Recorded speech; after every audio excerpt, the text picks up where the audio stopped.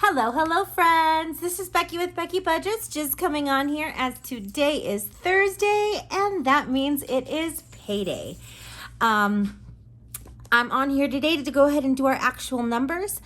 And for those of you who are new, my husband and I are currently on a budget to try and pay $69,000 worth of debt in order to get into our first home within the next 5 years.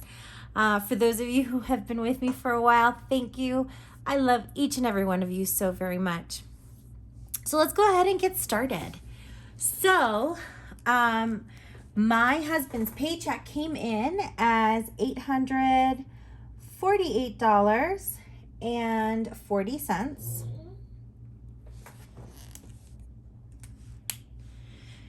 Our rollover is currently sitting at $56.44. I just put it on there because we are tracking and trying to build that up.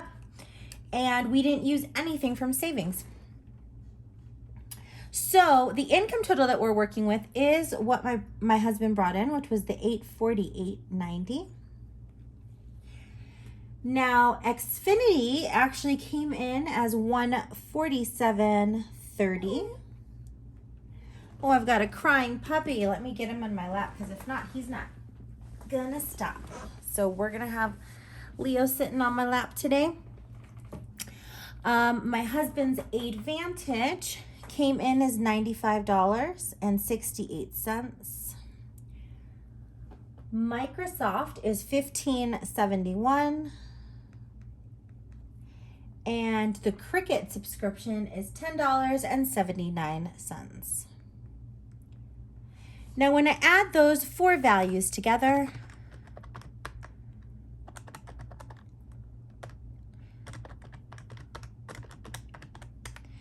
we get a total of $269.48. Now, when I take that away from our income, we end up with $579.42 extra. Now, we do have a couple things that we still have to fill in our variable goals for the month. Food is not one of them, but let me make sure. Okay. So we have $200 left to meet our gas goal for the month. So let's go ahead and put 200 there. And then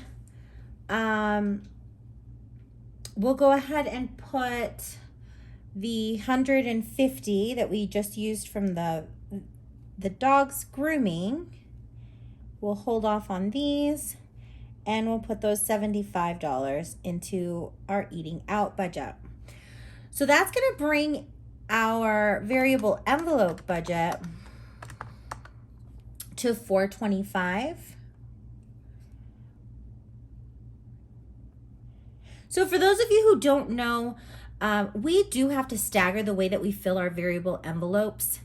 And that usually constitutes our first three bills being pretty variable envelope heavy, and I try my very best to put as much as I can just weekly into our snowball, but that last check is reserved for a bigger payment towards our snowball.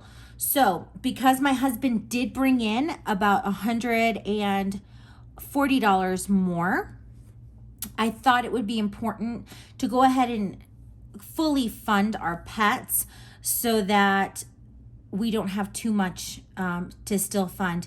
It'll leave us with about $150 for next week to pull from that check so that we can put more money towards our snowball.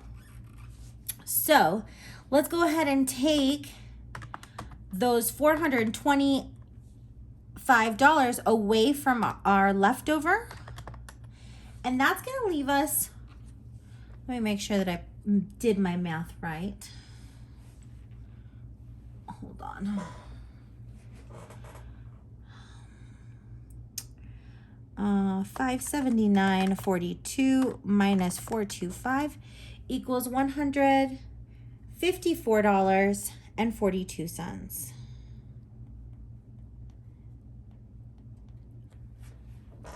Now let's go ahead and pull that number over.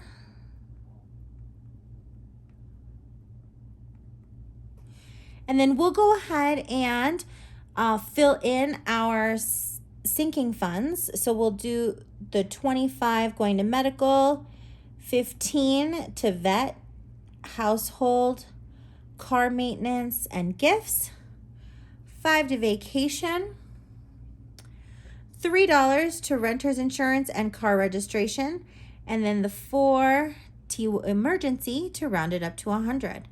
So we'll go ahead and put 100 towards our sinking funds, which is going to leave $54.42.